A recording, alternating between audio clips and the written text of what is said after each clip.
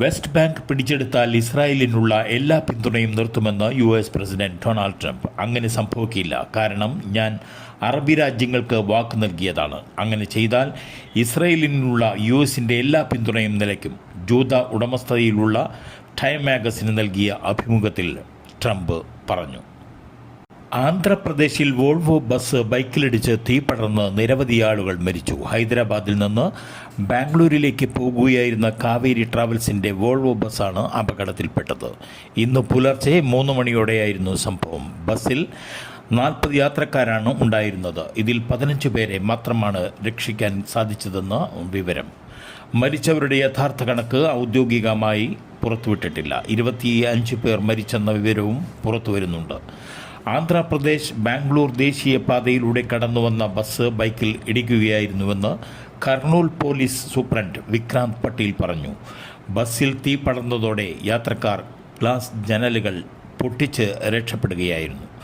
തീ നിയന്ത്രണ വിധേയമാക്കിയിട്ടുണ്ടെന്ന് പോലീസ് അറിയിച്ചു. അതേസമയം അപകടം സംഭവിച്ചതിൻ്റെ ബസ്സിൻ്റെ ഡ്രൈവറും കണ്ടക്ടറും ഓടി രക്ഷപ്പെട്ടു. ദീപാവലിക്ക് ശേഷം ഡൽഹിയിലെ വായുമലിനീകരണം വഷളായി. ഈ വർഷം ജനുവരിക്ക് ശേഷമുള്ള ഏറ്റവും മോശം വായു ഗുണനിലവാരം വ്യാഴാഴ്ചയാണ് രേഖപ്പെടുത്തിയത്. വിവിധ പ്രദേശങ്ങളിലെ വായു ഗുണനിലവാര ലോകാരോഗ്യ സംഘടനയുടെ മാർഗനിർദ്ദേശങ്ങൾക്ക് മുകളിലാണ്. ദീപാവലിക്ക് 2 ദിവസത്തിന് ശേഷവും വായു ഗുണനിലവാരം അസാധാരണമായി തുടരുന്നതിനാൽ ജനങ്ങൾ ആശങ്കാകുലരാണ്. വായുമലിനീകരണം കുറയ്ക്കുന്നതിനായി ക്ലൗഡ് സീഡിംഗ് പദ്ധതി ഉടൻ നടപ്പിലാക്കാൻ സർക്കാർ തീരുമാനിച്ചു. കൃത്രിമ മഴ പെയ്യ്ക്കുന്നതിനുള്ള എല്ലാ നടപടികളും പുരോഗമിക്കുകയാണെന്ന് ഉദ്യോഗസ്ഥർ പറഞ്ഞു. എന്നിരുന്നാലും സെക്രട്ടേറിയറ്റിൽ മന്ത്രിമാർക്കായി 15 എയർ പ്യൂരിഫയറുകൾ വാങ്ങാനുള്ള സർക്കാർ തീരുമാനം വിവാദത്തിന് തിരികൊളുത്തി. ഇതിനെ ശക്തമായി എതിർത്ത് നിരവധി പേർ രംഗത്തെത്തിയിട്ടുണ്ട്. CPIയുടെ ശക്തമായ എതിർപ്പുണ്ടായിരുന്നിട്ടും കേരളം കേന്ദ്ര സർക്കാരിൻ്റെ PM ശ്രീ പ്രധാനമന്ത്രിയുടെ സ്കൂൾ ഫോർ റൈസിംഗ് ഇന്ത്യ പദ്ധതിയിൽ ഒപ്പിട്ടു. വ്യാഴാഴ്ച രാവിലെ ചേർന്ന CPI സംസ്ഥാന എക്സിക്യൂട്ടീവും ഈ പദ്ധതിയെ ശക്തമായി വിമർശിച്ചു. ബുധനാഴ്ച നടന്ന മന്ത്രിസഭാ യോഗത്തിലും CPI മന്ത്രിമാർ വിമർശനം ഉന്നയിച്ചു. എന്നാൽ CPMO മുഖ്യമന്ത്രിയോ ഇതിനോട് പ്രതികരിച്ചിരുന്നില്ല. അതേസമയം ഇന്നലെ സംസ്ഥാന സർക്കാരിന് വേണ്ടി പൊതുവിദ്യാഭ്യാസ സെക്രട്ടറി ഡോക്ടർ K. വാസുകി പദ്ധതിയിൽ ഒപ്പുവെച്ചു. ഇതോടെ വിദ്യാഭ്യാസ മേഖലയിൽ തടഞ്ഞുവച്ചിരുന്ന ഫണ്ട് ഉടൻ അനുവദിക്കുമെന്ന് കേന്ദ്രം പ്രഖ്യാപിച്ചു. കേരളവും പദ്ധതിയുടെ ഭാഗമാകുന്നതോടെ 1500 കോടി രൂപ ഉടൻ ലഭിക്കും. പദ്ധതിയുടെ ഭാഗമായി കേരളവും ദേശീയ വിദ്യാഭ്യാസ നയം പിന്തുടരേണ്ടി വരും.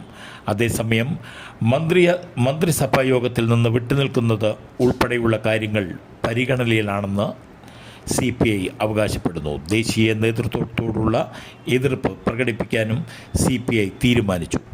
ഇടതുപക്ഷ നയത്തിൽ നിന്ന് സർക്കാർ വ്യതിചലിച്ചാൽ CPI മന്ത്രിമാരെ പിൻവലിക്കണമെന്ന് സംസ്ഥാന കൗൺസിൽ യോഗം ആവശ്യപ്പെട്ടു. പാർട്ടി ഒരു വിട്ടുവീഴ്ചയ്ക്കും തയ്യാറല്ലെന്ന് ബിനോയ് വിശ്വം യോഗത്തെ അറിയിച്ചു.